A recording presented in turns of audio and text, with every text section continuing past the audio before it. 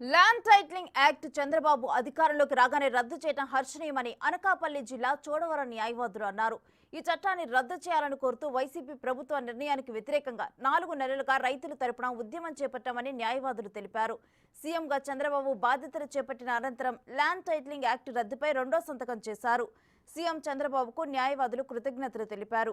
YCP ప్రభుత్వం పోలీసుల్ని అడ్డం పెట్టుకుని ఈ ఉద్యమాన్ని అణిచివేయాలని ప్రయత్నించారని న్యాయవాదులు అన్నారు. కూటమి ప్రభుత్వం అధికారంలోకి రాగానే సీఎం చంద్రబాబు చేసిన 5 సంతకాల్లో ల్యాండ్ టైటిలింగ్ యాక్టును రద్దు చేస్తూ నిర్ణయం తీసుకోవడంపై వారు హర్షం వ్యక్తం చేశారు. రాష్ట్ర వ్యాప్తంగా ఉన్న న్యాయవాదులందరూ పార్టీలకు అతీతంగా దీన్ని వ్యతిరేకించి దీని మీద నిరాహార దీక్షలు పోరాటాలు చేశారు. ఆ పోరాటాలకి అందరూ కూడా సపోర్ట్ చేశారు. పార్టీలతో సంబంధం లేదు.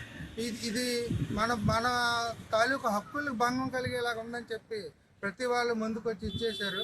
అందులో ప్రతిపక్షంగా ఉన్నప్పుడు చంద్రబాబు నాయుడు గారు, పవన్ కళ్యాణ్ గారు వాళ్ళు కూడా మా వంతు సహాయం చేసి మేము గవర్నమెంట్లో అధికారంలోకి రాగానే దాన్ని రద్దు చేస్తామని హామీ ఇవ్వడం జరిగింది.